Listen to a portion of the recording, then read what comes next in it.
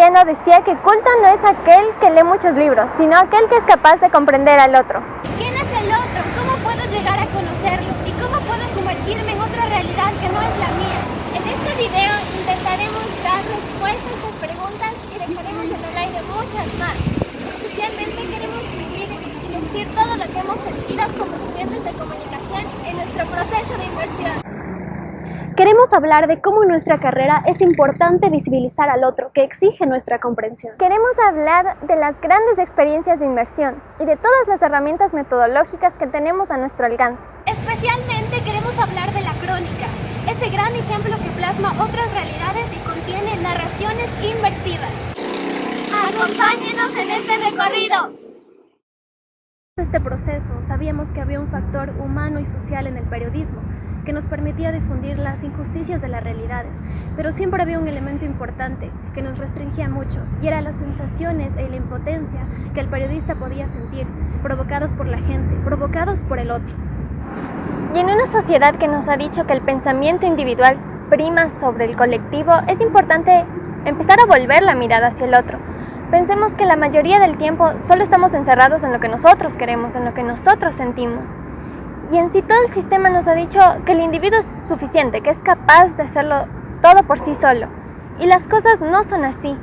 Y en el momento en que empezamos a querer buscar material para nuestra crónica, sí es importante conocer por qué es importante esa alteridad, ¿no? Por qué es importante conocer al otro, comprenderlo, defender su libertad y también defender su existencia. Manuel Levinas decía que la alteridad es una dimensión que antecede al conocimiento, incluso antecede a ese intento de conceptualizar la realidad. También se plantea un plano metafísico.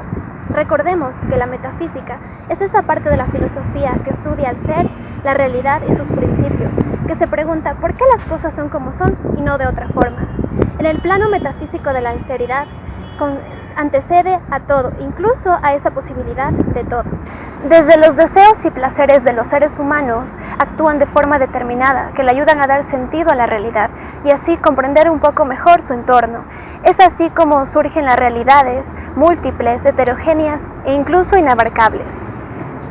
Para identificar de mejor forma al ser, se plantea una lógica usada desde Sócrates, donde trata de identificar al ser de una forma incompleta. Lo califica como un ser incapaz de comprender la multiplicidad del otro. Es así que tratamos de homogeneizar al ser, eliminando su alteridad. No busca su unidad e identidad, ignora por completo al otro, no lo respeta. Es así como forma un concepto de sí mismo y de su unidad. Con todo esto nace un deseo de apropiación. Por ejemplo, si yo poseo a otra persona, esa persona logra identificarse a sí mismo, pero siendo mío. Es algo complejo y tóxico, ¿no creen? Para no abandonar la alteridad, Levinas nos plantea un concepto de infinitud, donde dejamos en libertad al otro, donde el otro no tiene límites. Así se habla de multiplicidad y heterogeneidad.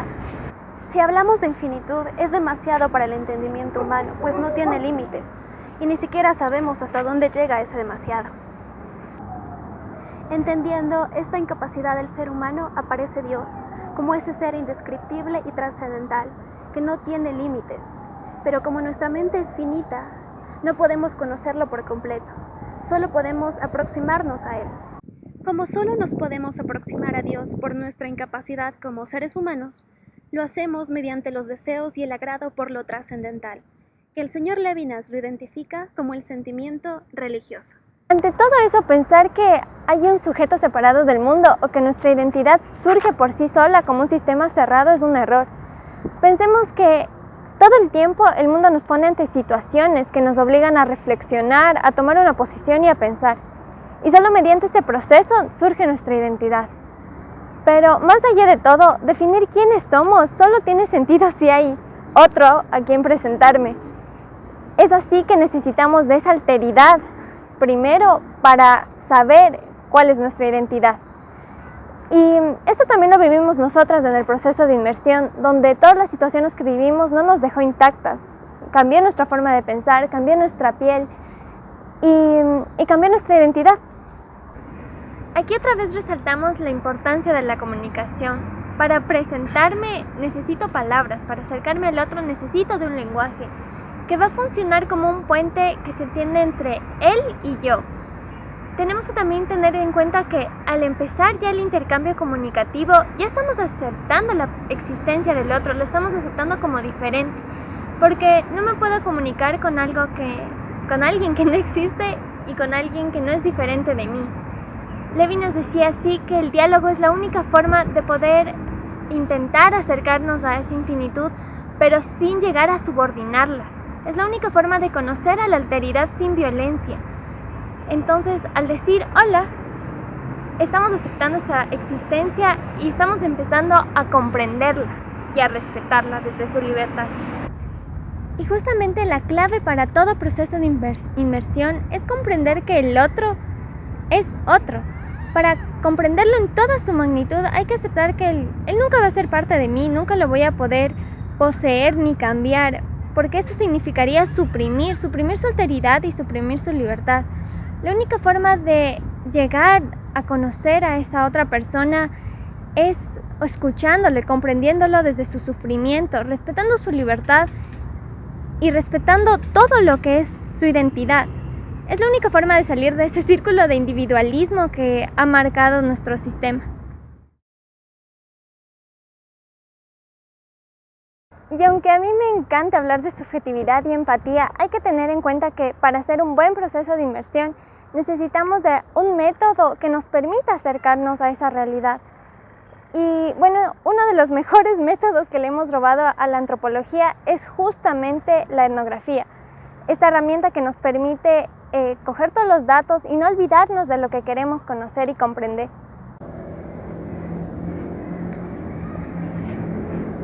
Y bueno, la etnografía tiene varias fases, pero en nuestro proceso de inmersión es sumamente importante la fase de recopilación de datos. En esta etapa queremos acercarnos a lo que queremos conocer, pero también es importante no hacerlo de forma invasiva. Entre estas técnicas de la primera fase está la observación participante, que se divide justamente en dos etapas, observar y participar. Así que por un lado, invita al investigador a salir de su escritorio y adentrarse físicamente en lo que quiere conocer, para que desde sus propios ojos pueda percibir otras realidades. Pero también es importante que no solo observe, sino que también participe en esta cotidianidad, porque es solo de esta manera que lo que parecía lejano puede volverse más cercano, puede volverse lo cotidiano para el investigador. Y así puede conocer mejor al otro y a la gente, que es lo importante en el periodismo. Es importante observar y participar. Muchas de estas experiencias podrían perderse si no llevamos un registro de ellas. Por eso la etnografía tiene como una herramienta el diario de campo, un cuaderno donde escribamos todo lo que vivamos, todos los detalles y todas las situaciones que pasemos en nuestro proceso de inmersión. Claro está, no vamos a ponerlo todo, pero sí los detalles que nos parezcan más importantes. Y también es necesario hacerlo de manera organizada. No queremos terminar con un cuaderno que ni nosotros mismos podemos entender. Es así que el diario de campo se puede convertir en nuestro mejor compañero en un proceso de inmersión de varios días o incluso tan solo de unas horas. Es lo que nos va a ayudar a organizar nuestros pensamientos y organizar nuestra experiencia. La herramienta que nos puede ayudar es el informante. El informante es aquella persona que nos puede dar la información necesaria para nuestro trabajo investigativo. Con esa persona debemos mantener una relación horizontal, una relación basada en respeto y en empatía. Antes de seleccionar a nuestro informante, debemos estudiarlo, debemos conocer su posición, a qué se dedica, para así poder conocer qué información nos puede dar esa persona que otros no. Con el informante debemos establecer una relación compatible y socialmente adecuada, porque pasaremos con esa persona largos periodos de tiempo. La herramienta que nos puede resultar muy útil es la entrevista etnográfica. Antes de hacerla debemos plantear nuestros objetivos y nuestros límites y primero conocer a la persona, de igual forma estudiarla y construir una lista de temáticas que vayan de acuerdo a nuestros objetivos. Y lo más importante, antes de entrevistar a esta persona, sé honesto con esa persona. Dile cómo vas a usar la información que te está dando. La historia de vida es ideal para conocer la trayectoria de una persona. Antes de hacerlo, asegúrate de 3 cosas. Evita esos temas que pueden molestar a tu entrevistado. 2. Por más entretenida que esté la charla, no te desvíes de tus objetivos. Y 3. Cuida la comodidad de tu entrevistado. Antes primero asegúrate de tener lugares y momentos adecuados.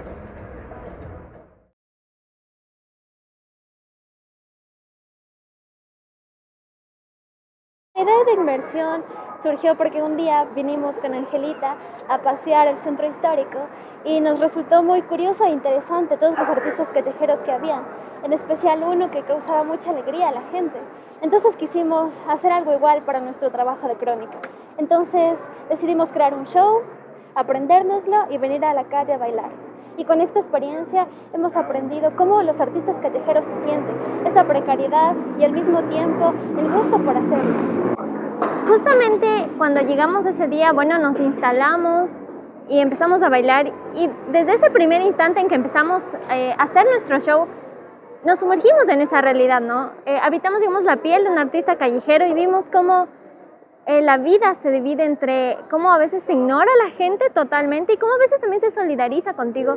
Y la gente que más se solidariza a veces son los mismos vendedores, como el primero que nos puso una moneda de 50 centavos, que para nosotros fue bastante, porque en medio de lo que nos sentíamos ignorados fue una muestra de empatía. Y como lo más importante de todos los procesos de inmersión es comprender al otro, nos enfocamos bastante en conversar con los otros artistas y ver cómo era en realidad su día a día. Sí, tuvimos la oportunidad de hablar con un venezolano que toca el xilófono y lo hace de una manera muy hermosa y es muy talentoso, y pudimos ver un poquito de su historia, cómo llegó a la calle y cómo se siente al tocar en la calle. También vimos un lado más diferente también, fue cuando conversamos con un señor que llevaba 40 años ya tocando en el centro, un señor que tocaba pasillos, y él nos contó también bastante de cómo era la dureza de este trabajo, de cómo era lo difícil al principio y cómo lo sigue siendo, pero también cómo se divide por ese amor a la música, como expresaba el señor del xilófono también. Al final de todo, nuestra experiencia de inmersión nos mostró un lado del centro histórico que nosotros no conocíamos. Hemos venido varias veces como turistas a comer, a pasear, y no encontrábamos jamás. Los veíamos a la distancia y por eso nos generó interés, pero una cosa es verlo a la distancia y otra ya es acercarse. Y justamente eso era lo que se trata la crónica, ¿no? De disminuir esas distancias, de intentar no habitar, pero sí comprender a otra piel, otras vivencias y otras formas de existencia. Sí, y ahora cuando venimos al centro, otra vez que hemos venido una vez más, cuando observamos a los artistas callejeros, los vemos desde una perspectiva muy diferente, porque hemos entendido cómo han tenido que pasar, cómo se lucha por pequeñas moneditas que te pueden llegar a dar, y sientes un nivel de empatía mucho más sincero con los artistas callejeros.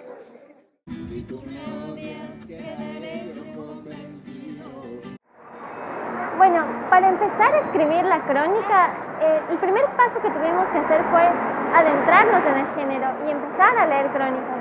Es así que hicimos uno de los mayores descubrimientos de nuestra carrera, que es Gabriela Winer.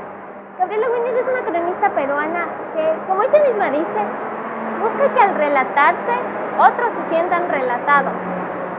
Y es desde la intimidad de sus relatos que genera intimidad con el lector también, y genera identificación. Y esto es lo más importante de todas las obras. En su crónica El Gran Viaje, relata cómo su vida dio un giro de 180 grados cuando se mudó a Barcelona, ¿no? Sus relata así sus miedos, la soledad que sentía, relata también mucho de las dudas que tenía y obviamente cómo fue ese proceso de migración. Leer esta crónica es justamente ponerse en la piel de Winer. En verdad ella no tiene tapujos a la hora de decir lo que siente y lo que vive, ¿no? Y es esa puerta que abre la intimidad, lo que permite que el lector se sumerja completamente en la historia. Pensemos que si ella hablara en tercera persona o hablara de otra manera, no podríamos sentir cercanía. Y en la crónica nos decían que es muy importante la mirada subjetiva del autor, que el autor solo puede hacer que el lector se sumerja en otras realidades cuando se ha dejado empapar por ella. Al Winer hablar en primera persona, al hablar de su experiencia de migración, al hablar de la soledad que sentía, hace que toda distancia que pueda haber por la escritura, toda distancia que pueda haber por la experiencia sea inexistente. Uno en verdad vive lo que ella está viviendo y conoce esa otra realidad. Es la maravillosa experiencia de inmersión que tiene Winner y en todos sus trabajos se plasma de la misma manera. Otra crónica que ejemplifica muy bien la inmersión es una publicada en Etiqueta Negra, que trata sobre el ayuno y desmiente todos estos mitos que si no comes en una cierta cantidad de días puedes morir. En realidad la crónica nos enseña que depende de cada persona y que ayunar resulta increíblemente beneficioso para el estado de ciertas enfermedades e incluso para las personas que no lo están. Es así como el autor también decide ayunar y poco a poco vamos viendo su ansiedad, la deshidratación, cómo se desespera por hambre y cómo luego todo este proceso se transforma para algo más positivo.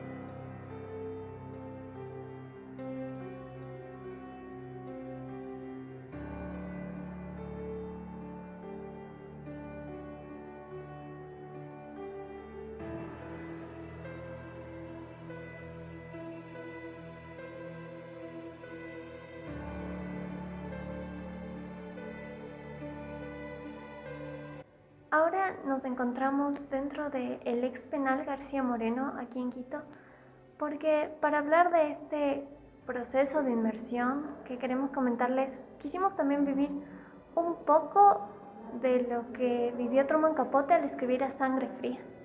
Sí, todo este contexto precisamente nos ayuda a comprender esa realidad que Truman estaba tratando de representar y toda esta oscuridad que un asesino o una persona que hace este tipo de cosas tiene.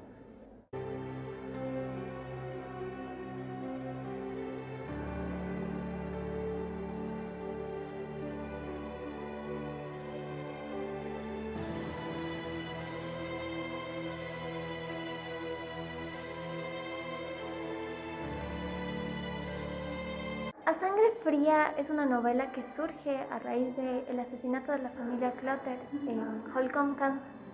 Capote se entera de este hecho y va al pueblo e investiga durante 6 años toda la investigación de los asesinos, todo el contexto en el que se dio el asesinato. Es así que en los primeros capítulos Capote nos va contando cómo es la familia, ¿no? Clutter. Nos hace una atmósfera muy humana de ellos, o sea, nos permite conocer los proyectos de los 2 hijos menores, cómo era el carácter del padre, nos permite conocer también esa parte medio triste que tenía la enfermedad de la madre.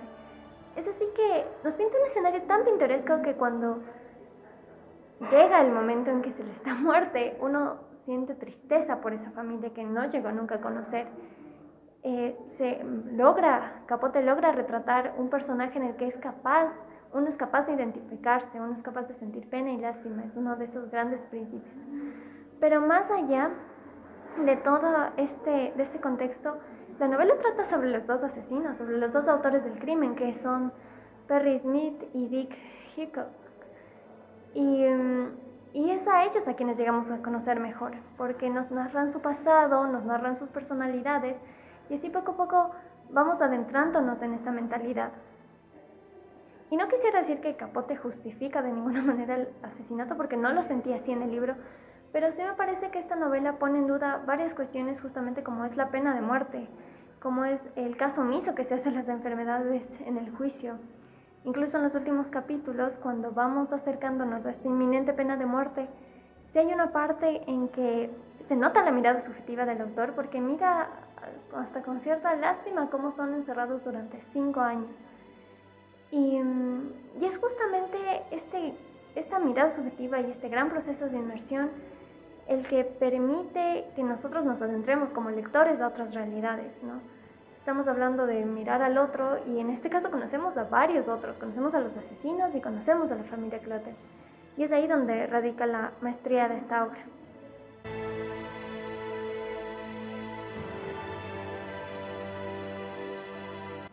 Para analizar la obra de Truman Capote, yo consideraría 3 aspectos que me llamaron mucho la atención. El primero es el entorno. Truman Capote, para poder describir tan bien el entorno y hacerte sentir a ti, un lector, parte de la realidad que él está viviendo, se necesita un nivel de inmersión muy grande. Y él lo hace, él puede hacerlo. Y describe no solo Kansas, sino partes de México y partes de otros lugares también. Describe la casa, describe los pueblos, describe los bares y todo eso te lleva a ti a ese lugar de Kansas y exactamente en esa década. Otro aspecto también muy importante es cómo describe a la familia. Truman Capote va armando cada personaje, por ejemplo, el papá, la mamá, el hijo, el hija, nos va contando todo, nos va contando la infancia, la adolescencia, sus gustos, sus rutinas, incluso el enamoramiento. Y todas esas cosas, incluso los defectos que cada persona tiene, que como lector llegas a conocer a esa persona y llegas a formar un vínculo, los llegas a conocer realmente. Y cuando pasa esta catástrofe de ser asesinados, sientes tristeza, porque has formado ya esa relación con esas personas. Y esa es una sensación muy difícil de producir en un lector. Y para eso sí se necesita un nivel alto de inmersión, y Truman Capote logra hacerlo. También Truman Capote nos ofrece una perspectiva diferente, la de los asesinos. Nos cuenta también su infancia, las circunstancias que han tenido que pasar para ser como son y desde una perspectiva psicológica, las circunstancias por las que ellos han pasado son algo coherentes con lo que hacen en un futuro, con los robos empezando, con la manipulación, con los asesinatos. Entonces eso se entiende y de una forma algo un poquito ridícula, sientes un poquito de empatía por ellos, o al menos yo lo sentí así. Porque entiendes cómo han vivido y cómo han crecido y cómo las circunstancias les han tratado. Otra cosa que me pareció muy interesante es cómo se cuenta la perspectiva de estos mismos asesinatos de diferentes puntos. Por ejemplo, podemos conocer la historia de cada uno de los asesinos desde su propia perspectiva, pero también desde seres humanos cercanos a ellos, como son los papás, lo que nos ayuda a entender la historia de cada uno de ellos completamente, que también es algo muy interesante que Truman Capote logra capturar. Y para eso igual se necesita un nivel alto de inmersión, tanto en los asesinos como en los familiares.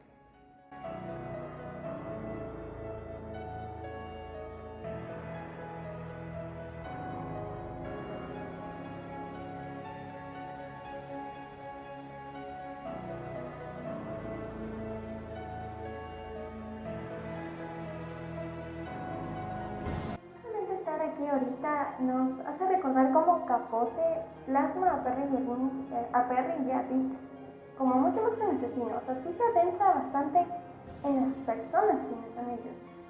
Y estar aquí ahorita en estas celdas nos debe entender cómo es importante tener otra visión de lo que a veces no queremos ver. Muchas veces relegamos, digamos, a los presos, a las personas, a las cárceles y no pensamos cómo son estos lugares. Esto justamente es lo que también vivió Capote y lo que se plasma en el libro y lo que llegó al lector. Sí, estos espacios de la cárcel también nos ayudan a entender un poquito cómo Dick y Perry vivieron sus últimos días antes de ser ejecutados, que es en una cárcel. En los últimos días que tardaron 5 años podemos entender cómo pudo haber sido esa experiencia dolorosa también. Porque de ninguna manera, como decimos, se justifica el asesinato, pero también Capote nos hace plantear un poquito cómo funciona esa lógica de justicia y de las cárceles.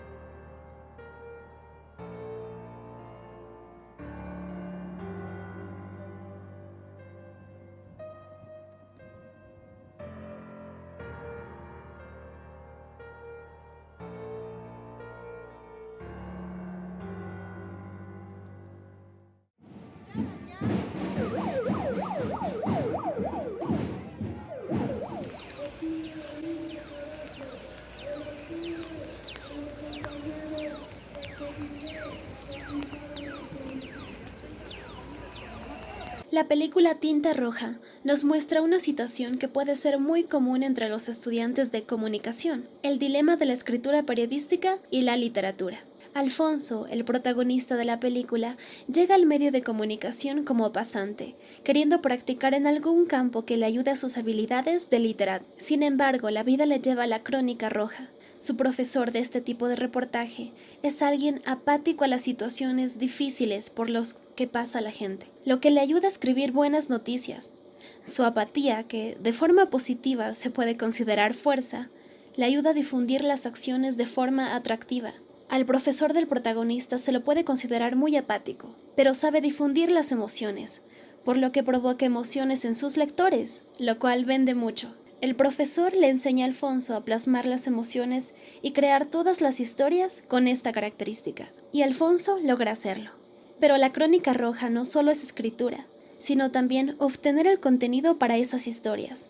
Las historias están en la calle. En las primeras incursiones a la calle, a Alfonso no le va muy bien. La sangre, la violencia y el dolor de las personas que han perdido un ser querido es muy fuerte, pero poco a poco se fortalece. Y además puede buscar los acontecimientos y llegar a ellos para reportarlos. A medida que se desarrolla la película, vemos un cambio de enfoque. El personaje principal, Alfonso, empieza a mostrar pasión por la Crónica Roja. Se da cuenta de cómo este género no solo es sangre y muertos como él consideraba al principio, sino que también es un género que es cercano a la gente, por su redacción y por los mismos temas que aborda. Hay un componente principal y que lo expone el mentor de Alfonso, y muestra cómo la Crónica Roja es la única que retrata las miserias de las clases bajas. Se inmiscuye en otras realidades a la que no todos los medios van. Observamos también una crisis existencial en el personaje principal, que se pregunta ¿hasta dónde es lícito contar las miserias ajenas? ¿Hasta dónde se puede llegar para conseguir una noticia? ¿Es válido jugar con los sentimientos solo para conseguir una buena foto? Muchas de estas cuestiones se plasman en el film, donde se muestran ambos extremos. Si bien se muestra también cómo existe una mirada subjetiva, muchas veces de denuncia, también existen facetas que no se conmueven con el dolor ajeno. La película nos pone a pensar en la responsabilidad que tenemos nosotros como periodistas al retratar noticias que buscan desde sus palabras generar empatía. Surgió la marcha en medio de todo nuestro recorrido y lo que les queremos decir es que justamente de esto se tratan los procesos de inmersión, de salir a las calles y no